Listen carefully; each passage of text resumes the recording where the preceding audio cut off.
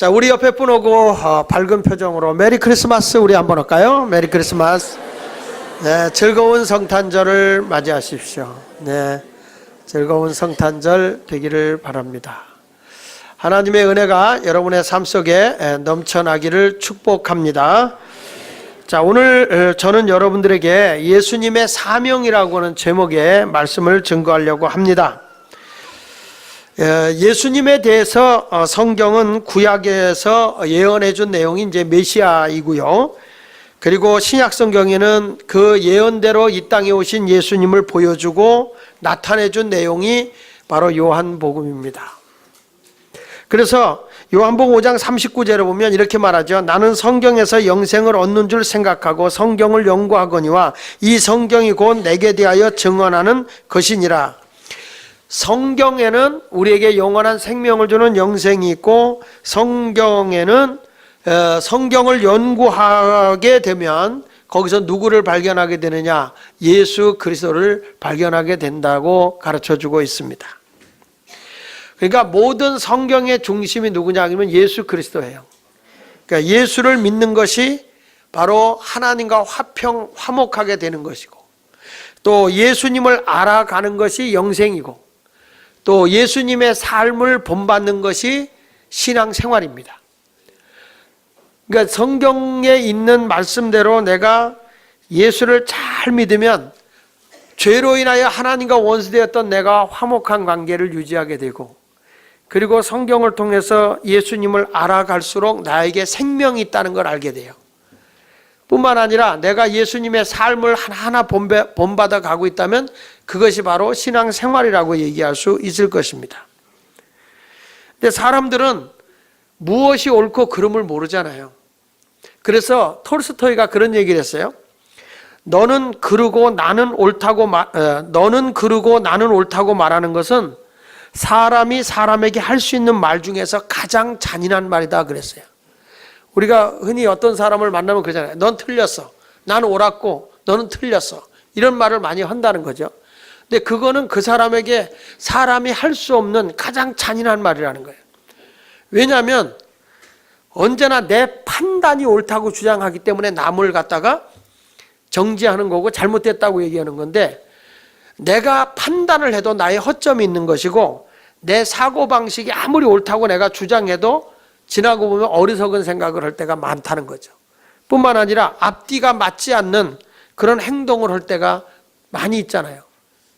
분명하게 이렇게 하겠다는데 행동은 또 다르게 행동하는 경우가 있지 않습니까? 그래서 예수님도 그런 말 했잖아요. 왜 남의 눈 속엔 티는 보면서 내 눈 속에는 들보는 보지 못하느냐 그러잖아요. 그래서 성경에서 말하는 것처럼 남을 판단하는 것은, 나는 옳고 너는 잘못됐다고 판단하는 것은 사람이 할 일 중에서 가장 아주 악하고 잔인한 것이다라고 톨스토이가 말한 말은 굉장히 일리가 있는 얘기예요. 우리의 신앙의 기준은 뭐가 되어야 되느냐? 예수 그리스도입니다. 그래서 성경에도 보면 가정에 가서도 여자의 머리는 남자고 남자의 머리가 그리스도라고 얘기하는 이유도 모든 판단의 옳고 그름의 기준이 예수 그리스도라는 거예요. 그래서 빌립보서 3장 8절에 보면 또한 모든 것을 해로 여기면 내 주 그리스도 예수를 아는 지식이 가장 고상하기 때문이다. 예수를 아는 것이 세상의 모든 지식보다도 가장 고상한 것이라고 그랬어요. 그래서 오늘 보면 예수님의 탄생을 맞이하면서 이 성탄절을 맞이하잖아요. 그래서 성탄이 주는 의미가 뭐냐? 예수님이 이 땅에 이제 출생한 것이 성탄인데, 그 성탄에 대해서 예수님이 이 세상에 오신 사명이 무엇이냐, 이것을 이름 속에서 나타나 있거든요. 그래서 저는 오늘 예수님이 이 땅에 계시는 동안에 세 가지 이름을 하나님이 주셨어요. 그 이름이 뭐냐면 예수, 그리스도, 임마누엘, 이 세 이름을 주셨는데 다 뜻이 있어요. 그래서 사람은요, 이 사람을 이름을 지을 때는 이름에 뜻이 있게 이름을 짓는 게 좋아요. 어떤 사람이 절대로 그래요. 목사님, 우리 애 이름을 지어주세요 그러거든요. 그럼 나는 장명가도 아니지만, 그래서 물어봐요. 부모님한테 무슨 애를 어떻게 키우기를 원하고 이 아이의 뜻이 뭐냐, 이제 어떤 목적을 가지고 애를 키우고 싶냐, 그러면 부모님의 말씀을 딱 얘기를 해요. 그러면 제가 거기에 맞춰 이름을 지어주거든요. 이름을 잘 줘야 돼요. 성경에도 보면 하나님이 아브람이라는 이름을 가지고는 내가 왕은 될 수 있지, 왕은 될 수 있는데 아브람이라는 이름은 아브람이라는 이름 가지고는 안 되겠다. 그래서 네 이름을 아브라함이라 해라. 그러니까 아브람이라는 말은 높임을 받는다는 뜻이거든요. 근데 아브라함은 뭐냐면 열국의 아버지라. 열국의 아버지라는 것은 모든 나라들의 이제 네가 아버지라 부름을 받게 될 거다. 그러니까 내 자손이 번성하려고 하면 이름이 좀 바꿔줘야 되겠다. 이름을 고쳐준다고요. 여러분, 애들 이름 질 때 저 이름 함부로 지면 안 돼요. 어떤 사람은 아이가 1월 9일 날 태어났다고 이름을 일구라고 짓더라고. 일구. 응? 아무 의미도 없어. 아무도 없어. 1월 9일 날 태어났다 일구. 일구가 뭐예요? 일구가. 이런 이름을 지으면 안 돼요. 옛날에 할머니들이 아무렇게 불러요. 야, 갓나나. 늘 가난하게 살아요. 내가 우스개로 그런 얘기해요. 우리 정한근 집사님 보고. 우리 정한근 집사님 왜 이렇게 살이 안 찌고 마르냐? 정한근. 항상 한글을 정해놓으니까 이 살이 이게 찌질 않는단 말이죠. 그러니까 이름이라는 게 굉장히 중요해요. 이름은 그 사람의 그 축복이 거기에 다 들어있는 거기 때문에 그 이름 자체가 상당히 소중한 거예요. 근데 요즘에는 이름이 그 좀 의미 있는 이름보다는 자꾸 예쁜 이름을 자꾸 찾는다고요. 또 부모님들이 아기들 이름을 지어줄 때는 그 아기에게 비전과 꿈을 주는 이름을 주면 좋겠는데 부모님들의 생각을 거기다 집어넣게 한단 말이죠. 그러니까 우리 보면 이렇게 아기 이름을 딱 지어줬는데 그 이름이 참 이름이 좋아요. 이름이 좋은데 그 아이에게 어떤 생각과 어떤 비전이 들어있는 이름인가, 이것은 참 우리가 생각해 볼 필요가 있거든요. 저희 아버지도 우리들 이름을 지어줄 때는 거기서 이름을 딱 이렇게 의미를 달고 이름을 지어주거든요. 저도 우리 큰애 이름을 지을 때 이제 영찬이라고 이름을 지은 게, 그 이름이라는 게 이제 그 영화로울 영자 썼거든요. 영화로울 영자. 그 영화로울 영자가 이렇게 약자로 쓰면은 그게 뭐냐면 나무로 지으면 집 위에 불이 났다는 거거든요. 그래서 나는 우리 애를 사실은 목사로 키우기 위해서 내가 정말 이 하나님의 교회에 불 지르는 사람이 됐으면 좋겠다. 그래서 영화로울 영자 써요. 찬자라는 게 말씀 언변에 아버지 붙자에 눈목자에 아버지 붙자가 둘이 올라가요. 약자로 써버리면. 그래서 내가 그걸 뭐라고 했냐면은, 내가 하나님의 말씀으로 눈을 떠서, 사람이 눈을 떠서 그 위에 육의 아버지도 볼 줄 알고 하나님 아버지도 볼 줄 알아라. 그렇게 뜻을 생각하고 영찬이라고 줬더니 그냥 이름대로 얘가 노래하는 대로 가더라고. 노래. 그 뜻을 나는 거기다 다 이렇게 헤아리고 이렇게 해요. 그래서 이번에도 우리 딸애가 아기 낳았는데 이름 줘달라고 해서 내가 난 기도해서 줬거든. 그랬더니 마음에 안 든다는 거. 이런 사람 됐으면 좋겠다. 아빠 그 이름 줘놓으면 너무 이름이 드세. 싫어. 그래. 그 빠꾸 맞았어. 참. 우리 교인들은 이제까지 이름 줘주면 빠꾸 안 시키는데 빠꾸 맞았어. 요즘에는 예쁜 이름을 자꾸 요구하니까 내가 이름을 뭐라고 지었냐면 주연이라고 지었어요. 기둥주자에다가 이을연자. 이렇게 지었어요. 그래서 뭐라냐면 좀 걔가 기둥이 돼서 모든 사람을 다 이렇게 딱 연결하고 끌고 가는 리더자가 되라 그랬더니 걔가 딸이거든. 그 세계 이름이 그게 뭐냐고 되게 악살만 먹었어. 응? 그래서 제가 빠꾸만 그러면 니들이 예쁜 이름을 져라 그랬더니 오빠가 예수를 담는 아이를 해라 그래가지고, 예수가 아니라 예수는 너무 건방지니까 예수를 담는 애가 되라 그래서 예담이 해라 그러면 막 그걸로 가는 것 같아요. 그러니까 제가 무시당한 것 같은 그런 기분이 듭니다. 하여튼 그 어떤 의미, 이름 있는 이름을 지어주는 건 참 중요하거든요. 다 의미가 있어요.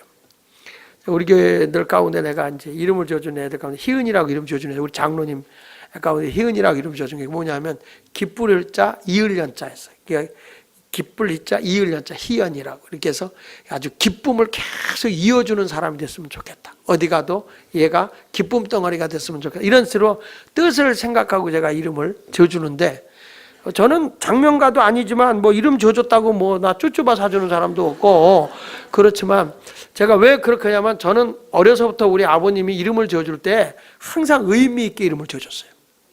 그래서 그 이름을 계속 부르면서 축복을 받잖아요. 야곱, 뒤꿈치를 잡았다가 하나님 뭐라고, 야 이름 바꿔 인마 그러잖아요.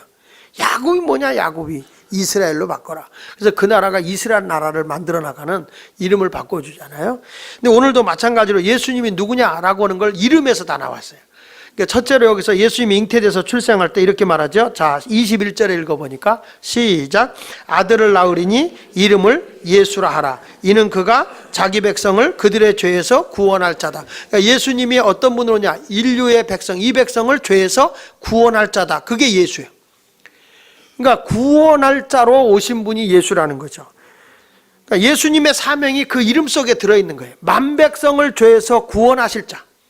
사망의 자리에서, 지옥의 자리에서, 멸망의 자리에서 구원하러 이 땅에 오실 분이 바로 예수님이다, 이렇게 말하고 있습니다. 사실 그래요. 사람이 어둠 속에, 죄악 속에 살고 있는 사람을 구원해낼 수 있는 것은 예수 그리스도 그분밖에 없어요. 그래서 사도행전 4장 12절에 있는 말씀처럼 다른 이로서는 구원을 얻을 수 없는 천하 인간의 구원 얻을 만한 이름을 누구에게도 준 적이 없다는 거예요. 어느 인간 누구에게도 준 적이 없어요. 예수 그리스도만이 우리를 구원해낼 수 있다고 하는 사실을 알아야 됩니다.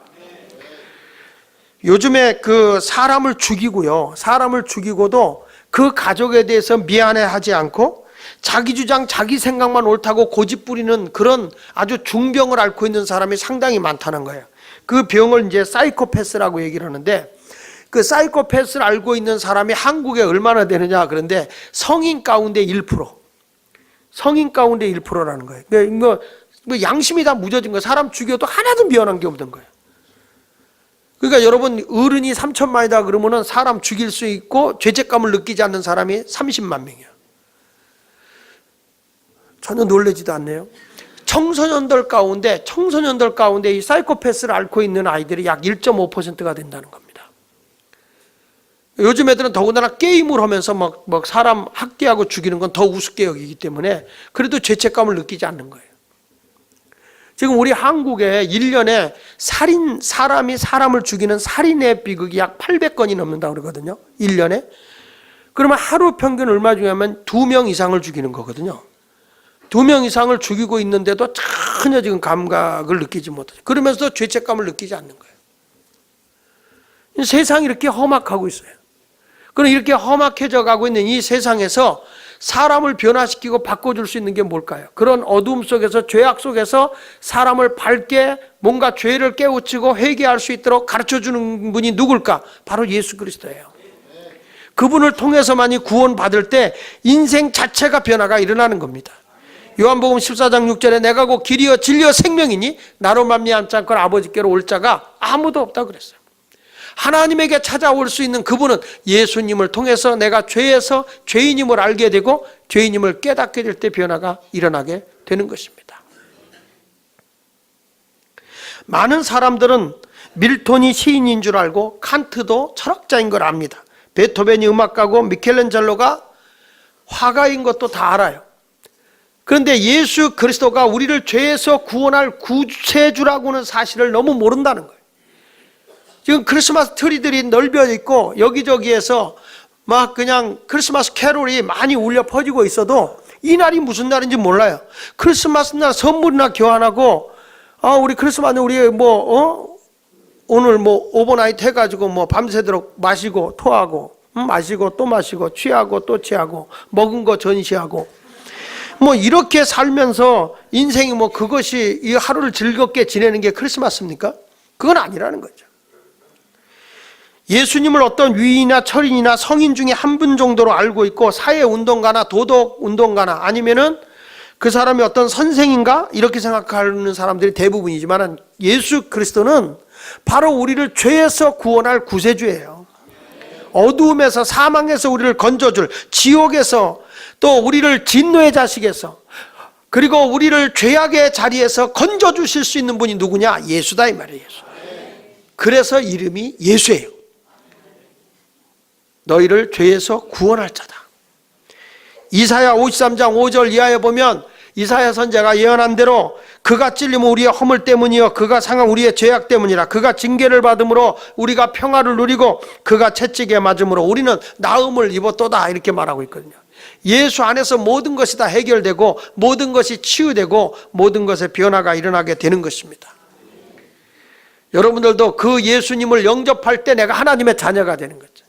요한복음 1장 12절에 영접하는 자, 그 이름을 믿는 자들에게는 하나님의 자녀가 되는 권세를 준다.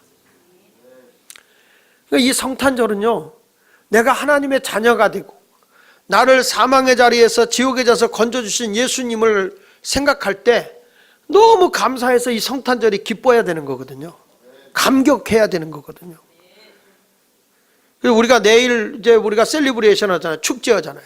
그 축제하는 이유는 되게 대부분의 교회들은 어린애들 와가지고 뭐 이렇게 하잖아요. 우리는 전교인이 다 하자는 거지.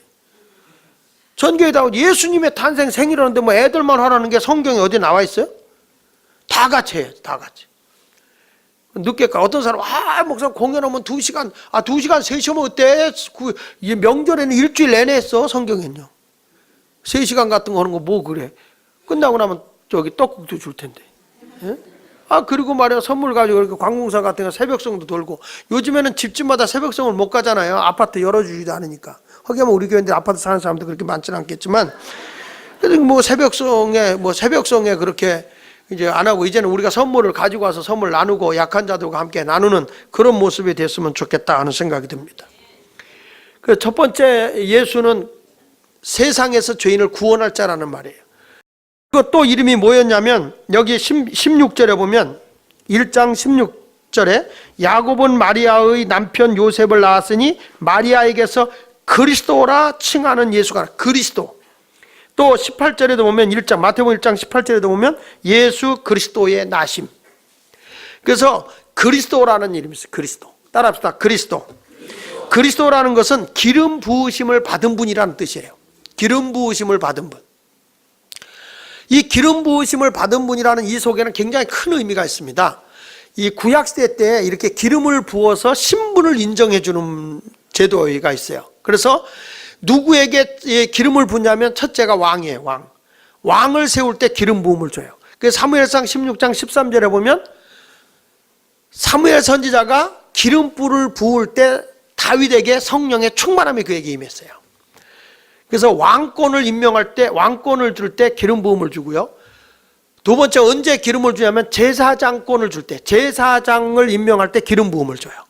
그리고 세 번째는 언제 주냐면 선지자권을 임명할 때 선지자에게 기름을 줘요. 그래서 세 부류의 사람에게 기름을 붓는데 왕, 제사장, 선지자에게 기름을 붓습니다.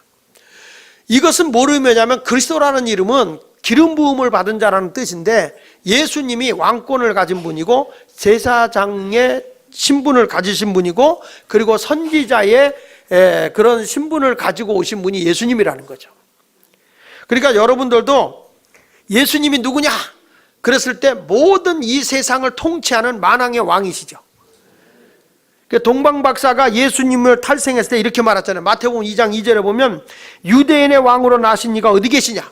우리가 동방에서부터 그의 별을 보고 그에게 경배하러 왔노라. 예수님을 뭐라고 표현했냐?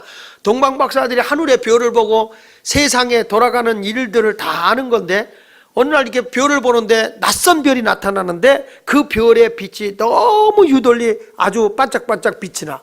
이건 최고의 지도자가 나온 것이다. 그래서 헤롯 왕에게 찾아가서 성경의 예언대로 유대인의 왕이 어디 계시냐? 이제 유대인의 왕이 출생하셨다. 왕권을 가지고 오신 분이야. 통치자로 오신 분이죠. 총독 빌라도가 예수님을 신문할 때도 마태복음 27장 11절에 보니까 내가 유대인의 왕이냐? 이렇게 물었더니 예수님이 뭐라고 그래요? 내 말이 옳다. 이렇게 말한다고요. 예수님은 유대인의 왕이야. 그러나 예수님은 세상 나라를 통치하러 오신 분은 아니죠. 요한복음 18장 36절에 예수께서 대답하시되 내 나라는 이 세상에 속한 것이 아니라 만일 내 나라가 이 세상에 속한 것이었더라면 내 종들이 싸워 나로 유대인들에게 넘겨지지 않게 하였으리라. 이제 내 나라는 여기에 속한 것이 아니니라. 그러니까 우리 예수님은 하나님의 나라를 이 땅에 건설하기 위해 오신 만왕의 왕으로 오신 분이에요. 그래서 우리가 기도할 때 뜻이 하늘에서 이루어진 것 같이 어디서도 이루어져요? 땅에서 이루어진다. 그러니까 그분이 나의 왕이 되었다고 한다면 당연히 그분의 다스림을 받고 그분의 명령 앞에 순종하고 복종하고 충성 봉사해야 되는 거죠. 우리가 잘 아는 그 록펠러라고 하는 사람이 그 젊은 시절에 광산업에 손을 댔어요.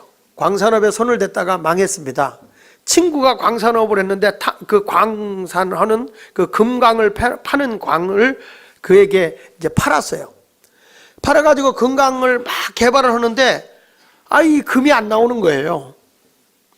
근데 나중에 조사해서 알아보니까 거기는 이미 금이 안 나오는 지역으로 폐광이 됐던 데예요. 그걸 친구가 사기친 거예요. 그러니까 여러분, 친구가 친구를 사기치는 경우도 혹가다가 많아요.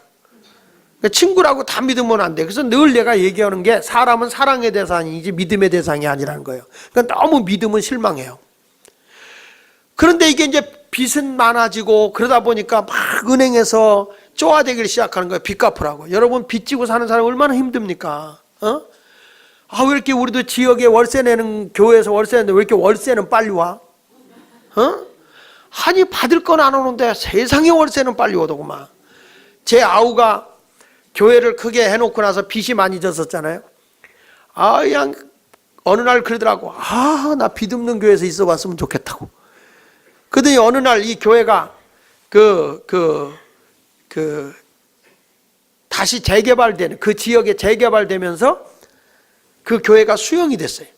그래가지고 땅을 보상받고 건물 보상받고 해가지고 빚을 다 갖고 돈이 남은 거야.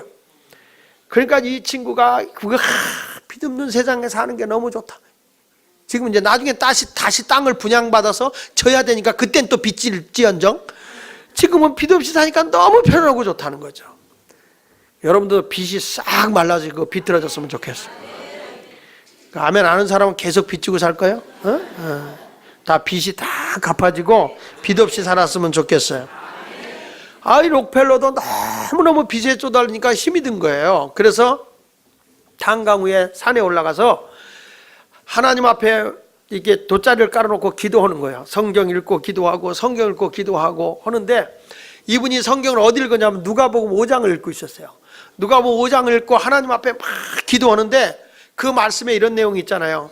베드로가 밤새도록 고기를 잡는데 고기를 못 잡았어요. 실망하고 돌아와서 그물을 다시 이렇게 닦고 있는데, 그때 예수님이 그 베드로의 배에 올라타서 하나님 나라의 비밀을 말씀을 증거하고 난 다음에 베드로에게 뭐라는 거 아니? 베드로야, 깊은 데로 가서 그물을 내려 고기를 잡아라. 그랬더니 베드로가 내가 밤새도록 고기를 잡았지만은 한 마리도 잡지 못했습니다. 그러나 내가 말씀에 의지해서 한번 내려보겠습니다. 그리고 그물을 던졌더니 얼마나 고기가 많이 걸렸던지, 세상 그물에 고기가 얼마나 많이, 그물이 찢어졌다고 할 정도예요. 그걸 읽는데 이 록펠러가 그 말씀이 어떻게 들려오는 거 아니? 깊은 데로 가서 그물을 내려 고기를 잡으라. 그 말이 이 록펠러에게는 주님의 음성이 그에게 들려오는데 더 깊이 파라 그러더라는 거예요. 지금 이 광맥에서 금이 안 나와서 이제 더 이상 끝났다 망했다 하는데, 자기 마음속에 이 말씀을 통해서 뭐라는 거 아니? 더 깊이 파라. 그래서 이거는 우리 주님이 주시는 말씀이다. 그리고 가가지고 거기 탄광에 있는 사람 보러 더 깊이 파세요. 그래, 더 깊이 파세요. 열심히 깊이 팠어요. 물만 나와. 금은 안 나오고. 주님 보세요. 물만 나옵니다. 그래, 또 더 깊이 파라. 깊이 파는데 이게 갑자기 물이 팡 하고 솟아오르는데, 그 물이 무슨 물이냐면 시커먼 물이 나오는데 유전이었어요. 유전. 석유가 터져나오고 석유가 있어요.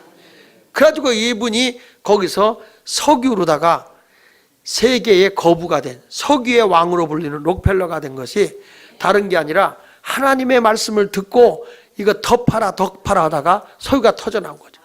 금강을 찾았는데 석유가 터져나온 거예요. 하나님의 말씀의 가르침을 받으면 그분이 왕권을 가지고 있기 때문에 왕으로서 명령을, 우리가 그 말씀에 순종하고 복종할 때 하나님의 다스림 속에 부족함이 없도록 채워주시는 거죠. 사람의 통치는 한계가 있습니다. 지금 우리나라 대통령이 되고 나면 그냥 여자 대통령이 되고 나서 다 우리가 모든 거 다 해결해 줄 것 같이, 대통령이면 모든 만사형통인 줄 알지만 그런 게 아니잖아요. 그게 다 한계가 있는 거죠. 그래도 그냥 요즘에 여자분들이 굉장히 얼굴이 밝아졌더라고요. 옛날하고 달라져가지고 우리 교인도 여자가 대통령 돼서 그랬더니 나한테 만세 그러더라고요. 여자가. 무서워 이제. 그래도 저는 기대하는 게 있어요. 뭐냐면 영국 사회가 그 남자들이 통치를 하고 있을 때 그렇게 부패하고 그 비리와 부정부패를 척결을 못했어요. 근데 대처수장이 들어오면서 여자가 뭘 잘해요? 설거지를 잘하잖아요. 그래서 그때 부정과 부패를 없앴다는 거예요. 이왕 됐으니까 여자가 설거지를 잘해서 이 나라에 부정과 비리가 없는 나라를 만들어줬으면 좋겠다 하는 생각을 합니다. 그리고 누가 그런 얘기를 했어요. 나이가 들으면서 35세 넘어가면 남자 속에는 여자가 들어있고 여자 속에는 남자가 들어있다. 그래서 어려움이 올 때 남자는 숨어있는 여자가 나타나서 점점 연약해지고 숨게 되고, 여자들은 어려우면 어려울수록 숨어있는 남자가 나와서 모든 걸 다 휘어잡는다는 거예요. 그러니까 6.25 때도 보면 막상 피난 갈 때 여자들이 다 이부자리고 양식고 다 챙기고 가지, 남자는 손만 들고 나온대.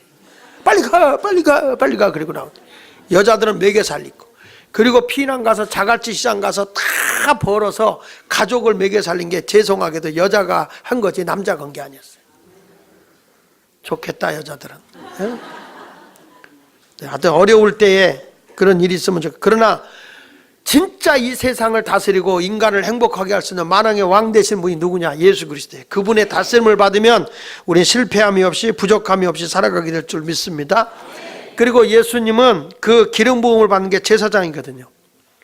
제사장은 하나님과 사람 사이에 중재 역할을 하는, 중보자의 역할을 하는 게 제사장입니다. 제사장은 딴 일을 하는 게 아니에요. 화목되게 하는 거죠. 하나 되게 하는 거예요. 예수님은 하나님과 원수되었던 우리 인간을 화목하게 하러 오신 분이 예수님이고, 그래서 예수님은 대제사장이세요. 중보자세요. 예수님은 그런 중보의 역할을 하러 왔고, 우리가 하나님 앞에 화목하게 하는 제사를 드리러 오신 분이죠. 히브리서 5장 8절 이하에 보면, 그가 아들이시면서 받으신 고난으로 순종함으로 배워서 온전하게 되셨은즉 자기에게 순종하는 모든 자에게 영원한 구원의 근원이 되시고 하나님께 멜기세덱의 반차를 따른 대제사장이라 칭하심을 받으셨느니라. 여러분, 우리의 모든 것에 제사장 되신 분이 누구냐? 예수 그리스도십니다. 그분이 우리에게 이렇게 놀라운 하나님 앞에 중보, 우리가 예배를 잘 인도하는 것도 이게 제사장적인 사명이에요. 그리고 예수님은 세 번째 어떤 사람이냐면 선지자. 선지자는 하나님의 뜻과 하나님의 말씀을 일깨워 주는 거죠. 그러니까 우리가 볼 때 선지자권은요 좀 개혁적입니다. 상당히 개혁적이죠. 생각해 보십시오. 하나님 말씀이 개혁적이다 보니까 요즘으로 말하면 굉장히 진보적이라고 할 수 있어요. 그러니까 예수님도 선지자적인 말씀을 전하니까 당시에 바리새인이나 사두개인들이 예수님을 잡아 죽이려고 하고 낭떠러져 밀어 죽이려고 해요. 희년의 복음을 외쳤을 때.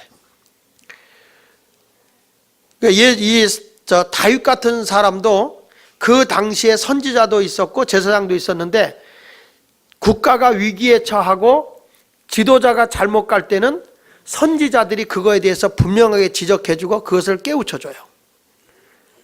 그 반면에 제사장들은 뭐냐면 예배를 집리하고 하나님과 화목하게 하는 역할을 합니다.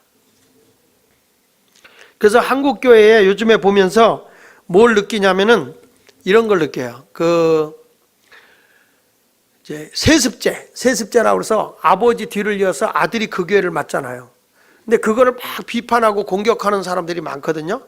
근데 그거를 우리가 신학적으로 조금만 이해하면요, 우리가 그냥 넘어갈 수 있는 부분들이 있어요. 그게 뭐냐면 이 교회가 선지자권으로 가지 않고 제사장권으로 가겠다.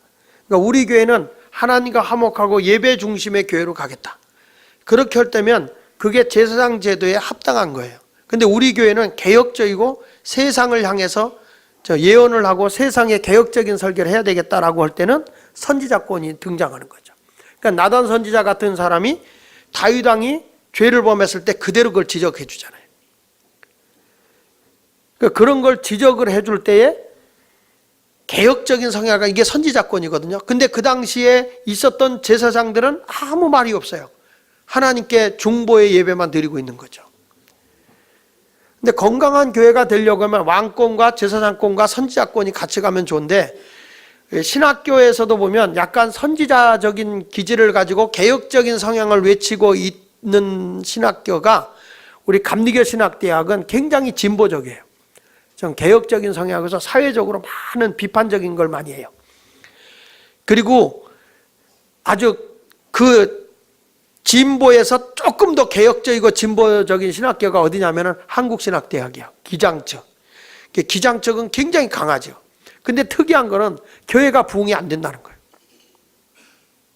한번 우리 생각해 봅시다. 제가 이제 선지자권을 가지고, 그래서 뭐 우리 중구가, 예를 들어서 중구가 뭐가 잘못되고 잘못됐다. 그러면 우리가 선지자권 가지고 구청이 잘못됐어. 행정직이 뭐가 잘못됐어. 막 이런 걸 우리가 이제 선지자권 가르쳐 주죠. 그러고 나서 우리가 선지자권 가지고 가서 뭐냐, 데모하는 거예요. 막 데모.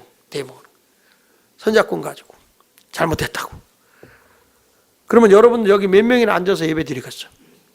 아예 난 조용한 데 갈래, 조용한 데. 이건 뭐냐면 제사장적 사명을 가지고 있는 거예요. 하나님과 나는 1대1로 화목하게 지내면서 예배를 드리겠어. 이런 모습으로 가는 거예요. 그러니까 지금도 보면 큰 교회에 아들이 맡아서 교회를 더 이렇게 부흥시키는 교회들을 가보면 세상적으로 사회적으로는 어떤 개혁적인 말을 못해요. 뭐를 할 수 있느냐? 예배는 하나님 앞에 잘 드릴 수는 있어요. 그러니까 이 교회가 어디로 가냐? 우리 예수마을교회도 앞으로 장 목사가 끝났을 때 우리 교회가 선지자적인 방향으로 갈 거냐? 제사장적인 방향으로 갈 거냐? 아니면 우리 교회가 왕권과 제사장과 선지자권을 가지고 있는 이 균형 있는 교회로 갈 거냐? 이런 세 가지를 잘 배려를 해서 지도자들이 지도자를 뽑는 것이 중요해요. 내가 너무 어려운 설교하는가 보죠? 그러니까 예수 그리스도는 그래서 나중에 뭐라 하냐면 고향에 가서도 환영을 못 받는 거예요. 잘못된 거 선지자적인 얘기를 하니까. 그래서 마가복음 6장 4절에 예수께서 그들에게 이르시되 선지자가 자기 고향과 자기 친척과 자기 집 외에는 존경을 받지 못함이 없느니라 이렇게 얘기하죠. 그러니까 세상에 와서 뭐가 잘못됐다고 비판하는 사람들에 대해서 너무 그거 나쁘다고만 볼 수 없어요. 그 사람은 그런 게 사명이에요. 그러니까 너무 수구적으로만 가면 이게 발전이 없는 거고요. 예수님은 이 세 가지를 조화를 가지고 왕권, 제사장권, 선지자권을 가지고 왔다. 그럼 앞으로 예수마을교회가 어떤 교회가 돼야 되냐면 역시 똑같이 왕권과 제사장권과 선지자권 이 세 가지가 균형 있는 교회가 되면 건강한 교회가 될 거라고 생각합니다. 그렇지만 힘은 들 거예요. 왜냐하면 예배도 예배답게 드려야 되니까. 거기다 또 우리가 선지자권 가지고 세상에 가서 섬기고 변화시키고 하나님 나라를 세워야 되니까 2중 3중으로 힘은 들지만 그래도 우리는 하나님이 원하는 그 길을 걸어가야 돼. 이게 성탄의 의미입니다. 성탄의 의미. 예수가 옴으로써 어두운 세상이 밝아지는 거거든요. 마지막으로 예수의 이름이 뭐냐? 임마누엘. 첫째는 예수, 세상을 구원할 자. 둘째는 그리스도, 기름 부음을 받는 자. 그래서 제사장권, 왕권, 선지자권을 가지고 있다. 세 번째는 자, 우리 같이 읽어볼까요? 23절 시작. 그렇게 읽어가지고는 파리가 윙윙돼서 안 돼요. 자, 23절 크게 읽으면 마태복음 1장 23절 시작.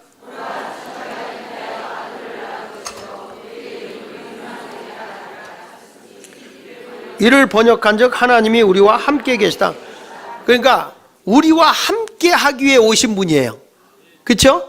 이 성탄이라고 하는 게 우리와 함께. 그래서 그분의 이름이 뭐예요? 임마누엘이에요. 그 임은 함께라는 거예요. 마누는 우리와, 엘은 하나님. 그래서 임마누엘은 하나님이 우리와 함께 하신다 그런 뜻이에요. 하나님이 육신의 옷을 입고 이 땅에 오신 거잖아요. 성탄절에. 그러니까 우리와 함께 하시는 거죠. 여러분 예수님은 우리와 함께 하세요. 졸지도 주무시도 아니면 우리와 함께 하세요. 감리교의 창시자 요한 웨슬레가 말하기를 모든 행복 중에 제일은 하나님과 함께하는 것이다 그랬어요. 여러분들도 가정에서 사랑하는 사람과 함께할 때 행복하죠. 그렇죠? 가정에서 날마다 싸우면 행복하겠어요? 아주 가정에 서로 그냥 위로해주고 서로 지켜주고 서로 돌봐주고 이렇게 해줄 때 거기에 행복이 오는 거죠. 근데 인간의 생사부를 주관하신 하나님, 가난하기도 하시고 부하기도 하시고 높이기도 하시고 낮추기도 하시고 무덤에 내리기도 하시고 올리기도 하시는 그분이 우리와 함께 하신다는 거예요. 함께 해주겠다. 근데 여러분 표정을 보면 함께 할 것 같지가 않아요. 그게 함께 해줄 때 기뻐해야 되는 거거든요. 주님이 함께하면 늘 기쁨 생활해요. 성경을 통해서 보면 주님과 함께한 사람은 어려움이 와도 고난이 와도 또 좋은 일이 와도 늘 기쁘게 살아요. 그러니까 사도 바울 같은 사람도 감옥에 갇혀서 오늘 죽을지 내일 죽을지 모르는데도 항상 기뻐하는 거예요. 항상 기뻐. 다시 말하면 기뻐하라. 우리 인생 자체는 주님과 함께하는 사람은 기쁘게 하고 사는 거예요. 우리가 잘 아는 썬다싱이 인도의 시장 이탄이라는 곳에 가서 이제 회개하라 이렇게 외치기 시작했어요. 그 군인들 앞에 너무 강팍하고 그냥 남의 걸 막 뺏어가고 그러니까 군인들한테 회개하라. 그리고 예수를 믿으라. 막 이렇게 얘기하니까 군인들이 화가 난 거예요. 더군다나 연대장이 화가 나가지고 이 썬다싱을 그 창고에다 묶어서 가둬놨어요. 근데 그 창고 안에 갇혀서도 회개해야 산다. 회개하고 예수를 믿으시오. 그게 당신들의 사는 길이요. 하도 소리 지르니까 이 연대장이 꼴보기 싫어서 옷을 벗겨가지고 이 마구간 그 아주 그냥 모기들이 탁 드실대는 거기에다가 옷을 벗겨가지고 썬다싱을 거기다 묶어놨어요. 모기가 얼마나 모기때가 심한지 이틀 만에 썬다싱이 눈이 멀어버렸어요. 이게 뭐 온몸을 새까맣게 달라붙어가지고 이 피를 빨아먹으니까 모기들이 생각해보세요. 여러분 모기 한두 마리가 윙윙내도 잠 못 자잖아요. 근데 그냥 모기때가 달라붙어서 이 썬다싱의 피를 빨아먹는데 그때 썬다싱이 찬송을 부르는 거예요. 죄악 벗은 우리 영혼은 기뻐 뛰며 주를 보겠네. 하늘에 계신 주 예수를 영원히 섬기리. 막 기뻐하면서 그 찬양을 하는데 7일 만에 썬다싱이 죽었습니다. 근데 그때 이를 죽였던 연대장이 이런 말을 했어요. 나는 저 사람이 미쳤는지 안 미쳤는지는 모르겠지만 저런 고통 중에서도 저 같은 기쁨이 있다면 나도 저런 미친 사람이 되고 싶다. 아니 나만이 아니라 온 세상 사람들이 저 사람처럼 미쳤으면 좋겠다. 정말 주님이 나와 함께하는 사람은요 기쁨이 여기서 막 터져 나와야 되는 거예요. 기쁨이 없는 사람은요 세상에 뭔가를 이룰 수가 없어요. 여러분 어떤 일을 하는 사람이 짜증내고 이런 사람 뭘 성공합니까? 내가 작은 일 하나 식당에 가서 봉사하는 일을 해도 기쁨으로는 식당에는요 또 가고 싶어요. 저도 식당에 이번에 식사하러 갔는데 그 부흥회 간 교회에서 갔는데 막 서비스를 그렇게 잘한다고요. 얼마나 친절하게 몇 번이고 그냥 막 그냥 김치도 얼마나 맛있는지 김치를 일반 오래된 묵은 김치를 또 묻혀 갖고 내놨는데 너무 맛있는 거예요. 식당에 갔는데 부흥회 갔는데. 그런데 내가 거짓말 못하고 그 김치를 4번을 더 갖다 달라고 먹었어요. 근데도 하나 얼굴 찌푸리지 않고 생글생글 웃으면서 그러는 거예요. 우리 식당에 오면요 고기는 안 먹고 김치만 먹어요. 그러면서도 막 싱글싱글 웃는 거예요. 근데 그 너무 친절하니까요 그냥 시키기가 뭐하더라고. 그래서 팁을 줬어. 고맙다고. 그런데 꼭 예수는 믿으라고 팁을 줬어요. 그랬더니 안 줘도 되는데 그러면서 얼른 받아 넣더라고. 사람이요 어떤 짜증 낼 수 있는 자리에서 짜증 안 내고 기뻐하는 거, 이게 사람들에게도 매력 있게 하는 거예요. 매력. 하나님도요 기뻐하면 기뻐할수록 내 몸에 건강을 주잖아요. 여러분 보세요. 사람이 긴장하고 사람이 스트레스 받으면 어떻게 됩니까? 식은땀이 납니다. 왜 그런지 아세요? 세포가 열을 내기 때문에 그래요. 그건 나쁜 거예요. 그건. 근데 사람이 스트레스를 안 받고 기쁘게 막 편안하게 살면요 그렇게 좋다는 거예요. 병도 안 걸리고 병 걸릴 것도 낫고 암덩어리도 떠나가고 그러니. 그러니까 주님이 나와 함께한다. 편안하잖아요. 나와 함께 하시는. 여러분 어두운 길 무서운 길 혼자 가다가도 5살짜리만 같이 가도 안 무섭잖아. 나만 그래? 나만? 다 그렇잖아요. 근데 전능하신 하나님이 나와 함께한다. 이보다 귀한 일이 어디 있겠습니까? 좀 조금 지났지만은 여러분 이런 책을 많이 봤을 거예요. 6일 약국 갑시다 라는 책이 나온 적이 있어요. 6일 약국 갑시다. 그렇죠? 그 책에 그 김성호 약사가 쓴 책인데 이분은 오남 일녀의 가정에서 아주 가난한 집에서 태어났어요. 너무너무 가난해가지고 이분이 뭐 제대로 먹지 못해서 영양실조까지 걸려서 학교도 못 간 적도 있고 그런데 열심히 공부해서 서울대학 약대를 졸업했어요. 그리고 이분이 6일 약국을 차린 거예요. 6일 약국을 차는데 그때만 해도 모든 약국이 다 일주일 내내 문 열었거든요. 지금은 안 그러지만. 근데 이분은 하여튼 6일만 약국을 한다. 그리고 이분이 집에서 약국을 가려면 꼭 택시를 타고 가면서 6일 약국 갑시다 그런 거예요. 그러니까 택시기사가 6일 약국이 어디인 줄 알아요. 6일 약국이 어디냐고. 아니 그 유명한 6일 약국도 모르시냐고. 그러면서 6일 약국 거기를 3년을 다녔다네. 3년. 그러니까 이 제일 입이 빠른 사람들이 택시기사예요. 이분들이 아이고 6일 약국이 그렇게 유명하다네. 6일 약국이 그렇게 유명하다네. 그래서 그 약국이 성공을 했는데 지금은 그 약국이 말이죠. 전문 약사만 13명을 두고 운영한다고 그래요. 전혀 감격이 없어요. 여러분은 나 혼자 하기도 할 일이 없는데 여긴 13명을 두고 일하는 거예요. 정말 굉장히 중요한 거죠. 근데 이분은요 어려서부터 아버지가 한자 성경으로 이 자녀를 가르치면서 이 뭐라고 하는 거 아니? 이렇게 가르쳤다는 거예요. 늘 기도할 때마다 하나님 우리나라도 부강한 나라가 되어서 구제품을 들고 세계를 선교하는 나라가 되게 해 주십시오. 이 구호물자를 받는 나라가 아니라 이제는 우리도 구제품을 들고 가서 세계를 선교할 수 있는 나라가 되게 해달라고 아버지가 그렇게 기도했대요. 우리 그때만 해도 강냉이 얻어먹고 할 때거든요. 그런데 세상에 이상하게 한국의 경제가 점점 성장하더라는 거예요. 그래서 자기는 무슨 생각을 하냐면 우리 아버지의 기도대로 세계 나라에 우리가 구제 물자를 줘가면서 선교를 하기 위해서 하나님이 대한민국을 부강하게 했다. 자기는 그렇게 믿고 있다는 겁니다. 그러면서 아버지가 늘 가르쳐 주는 게 뭐냐면 쓸 때 안 쓰면 쓸데없는데 더 크게 쓰게 된다. 그러니까 내가 돈이 있을 때 쓸 때는 반드시 돈을 써야 된다.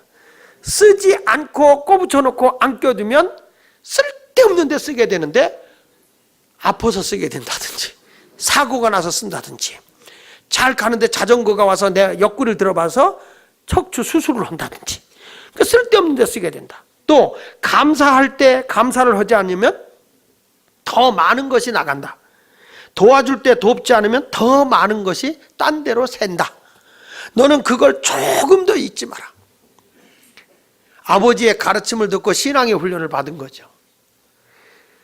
불과 돈을 아버지에게 받은 것도 아니고 600만 원 빚어서 약국을 시작한 게 세상에 약사를 13명이나 두고 2명으로 시작한 엠베스터라는 회사가 지금은 150명의 직원을 두고 운영하는 그런 곳으로 변화가 되게 됐는데 그분이 아주 재밌는 말을 했어요. 그게 뭐냐면 당신이 진정으로 승리의 삶, 성공의 삶을 살기 원한다면 마음의 부정적 생각을 버려라. 게으름을 벗어나라. 거짓말을 버려라. 불평과 고정관념을 버려라. 그래야 당신은 새로 성공할 수 있다. 내 마음의 원망과 불평과 그리고 막 거짓말만 그리고 고정관념 속에서 이게 다야라고 생각하는 사람은 발전이 없다는 거죠. 뭔가 새로운 걸 도전해보고 새로운 걸 도약을 해보고 좀 힘들어도 무엇인가 해보려고 하는 사람들에게는 분명히 하나님께서 도와줘요. 왜냐? 그분은 나와 함께하는 분이니까. 전능하신 하나님이 여러분과 함께하심을 믿으시고 기쁨으로 살았으면 좋겠습니다. 그리고 그분이 함께하면서 우리를 보호하잖아요.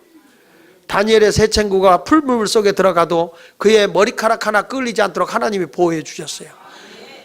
다윗도 고백하잖아요. 내가 비록 사망의 음침한 골짜기를 다닐지라도 해를 두려워하지 않는 것은 주께서 나와 함께 하심이라. 순간적으로 무슨 일이 일어날지 모르잖아요. 근데 이제 우리는 하나님이 나를 보호해 주신다는 것을 믿고 나가야 됩니다. 뿐만 아니라 승리의 생활을 해야 주님이 함께하면 이길 수가 있어요. 여호수아도 전쟁에 나가서 하나님이 함께하니까 이겼어요. 전쟁은 수에 있는 게 아니에요. 하나님이 함께하면 승리할 수 있게 되는 것을 믿으시기 바랍니다. 그래서 요한복음 16장 33절에도 그러잖아요. 세상에서는 너희가 환난을 당하나 강하고 담대하라. 내가 세상을 이기었노라. 예수님이 세상을 이겼어요.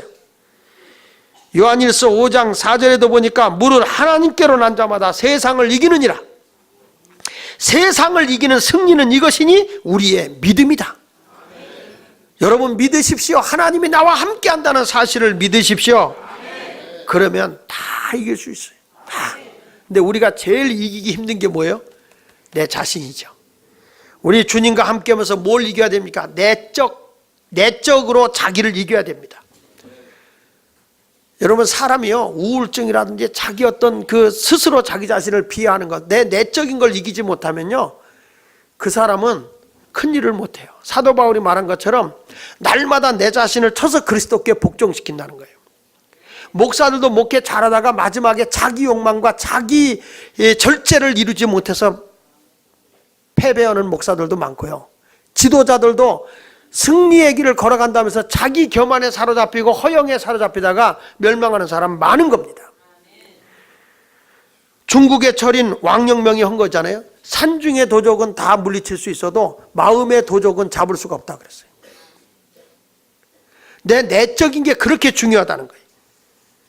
우리가 알듯이 알렉산더 대왕이 천하를 석권하였지만은 자기 자신을 정복하지 못해서 결국에는 34살의 일기로 세상에서 끝나고 마는 거예요.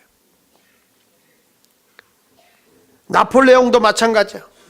자기가 천하를 다 호령하는 것 같지만 교만과 허영심이 결국에 자기를 파멸의 길로 몰아넣고 말아요. 나는 여러분에게 말씀합니다. 나 자신을 이기는 자만이 세상에 천하를 쥔 자보다 더 강한 거예요. 그래서 내가 깨달은 게 스스로 자신을 이겨야 돼. 스스로 자신을 이기고, 그래서 소크라테스가 그런 얘기, 내 자신을 알라 그런 얘기를 했는데 어느 분이 풍자적으로 그런 얘기 했잖아요. 소크라테스가 어느 날 배를 타고 가는데 사공한테 그랬다는, 당신 철학을 아시오? 그렇게 물어보니까 아이고 나 같으면 철학이 무슨 철학이야, 나 아무것도 몰라요, 무식쟁이요. 그랬더니 그 철학도 모르는 사람이 이 뱃사공 하면서 이게 낭만적으로 이 뱃사공 하면서 노래를 부르십니까? 어떻게 철학도 모르는 사람이 뱃사공을 해요? 이게 무시해보니까 이 뱃사공이 배를 확 뒤집어 버리고, 그래서 그냥 물속에 빠뜨려놓고 그냥 소크라테스가 빠졌고 뱃사공에 나가버렸대. 허부적대면서 수영도 못하면서 오면 나 살려달라고 그러니까, 아니 수영도 못하면서 무슨 얼어 죽을 철학이냐고 그랬다 그러면. 그래서 소크라테스가 그 글에서 나온 게 내 자신을 알라 그랬다는 뭐 전설 따라 삼천리 같은 얘기지만은, 그래요. 누가 다 잘나고 그 사람이 훌륭해 보여도 내가 잘하는 게 더 있어. 그 사람도 잘하는 거 있어도 나도 잘하는 거 있어. 그러니까 너무 그렇게 무시하지 말라고 그래. 뭐 어느 순간에 반짝 떴다가 뭐 하는 거지 뭐 너무 무시하지 말라고. 난 나름대로 잘하는 게 있는 거지 뭐. 그렇잖아요. 여러분은 나처럼 설교를 못해도 뭐라도 하잖아. 그러니까 하나님의 은혜 속에 사는 거예요. 저도 이렇게 가서 보면 장경동 목사가 요즘에 뭐 TV에 나와서 특강 같은 거 하더라고. 일반 방송에 나와서. 특강에서 하는데 내가 이렇게 들어봐도 진짜 잘하는 거예요. 어떻게 저렇게 같은 목사인데 잘할까? 누구 입은 입이고 누구 입은 주둥인가? 어떻게 저렇게 잘하는가? 너무 잘하는 거야. 그냥 막 사람들 휘어잡는데, 그래서 내가 그 친구 보고 그래. 당신은 국민의 부흥 강사라. 국민의 부흥. 그렇다고 나는 그 사람 때문에 열등감을 갖지는 않아. 왜? 그 사람이 잘하는 건 잘하는 거고 내가 잘하는 건 내가 잘하는 거지 뭐. 그거 다 쥐못에 사는 거지 뭐. 저 사람하고 나하고 안 맞기 때문에 내가 무슨 재미를 사나? 그럴 필요 없어요. 예수님이 우리에게 그러잖아. 내가 너와 함께 하니까 괜히 기죽지 말고 살라는 거예요. 열받지도 말고 기죽지 말고, 돈 없다고 기죽지 말고, 어차피 그 인간도 죽으면 다 놓고 가. 그래서 우리는 뭐냐? 자신을 이겨야 돼. 자신을. 그 열등감에서 이기고, 패배감에서 이기고, 교만에서 이기고, 사랑에서 이기고, 그 다음에 뭐냐? 세상을 이겨야 돼요. 세상이 막 저렇게 높아진다, 그럴 거 없어요. 또 뭐 세상은 다 그런 거. 세상을 이겨야죠. 예수님이 세상을 이기니까 죄악도 이기고 허영과 교만도 이기는 거죠. 우리가 그걸 이기고 살았으면 좋겠습니다. 나폴레옹과 알렉산더도 무력으로 세상을 정복하려고 했지만 실패한 겁니다. 소크라테스나 플라톤이 철학으로 세상을 정복하고 자기 이름 내보겠다 하지만 다 끝나는 거예요. 경제로다가 세계를 제패해보겠다, 공산주의로 세계를 제패해보겠다, 그래가지고 뭐 칼막스라든지 또는 뭐 레닌이라든지 이런 분들이 경제로 세계를 잡고 유토피아를 만들어서 세계의 공화국을 한번 멋들어지게 만들어 보겠다, 지상낙원 만들어 보겠다, 다 헛된 거예요. 말짱도루묵이요. 인간은 겸손해야 돼요. 우리는 누구와 함께 해야 하느냐? 요한일서 5장 5절에 예수님께서 하나님의 아들이심을 믿는 자가 아니면 세상을 이기는 자가 누구냐 그랬어요. 세상을 이기기 위해서 주님과 동행하는 삶을 살아가야 되고, 에녹은 300년을 예수님과 우리 하나님과 동행하다가 죽음을 맛보지 않고 승리하여 승천한 것처럼, 우리도 이제부터 이 성탄절에 우리 주님 임마누엘, 나와 함께 하시는 분이 계시다는 걸 알고 그분에게 감사하며 감격하며 승리의 삶을 살아가는 여러분 모두가 되시기를 축원합니다.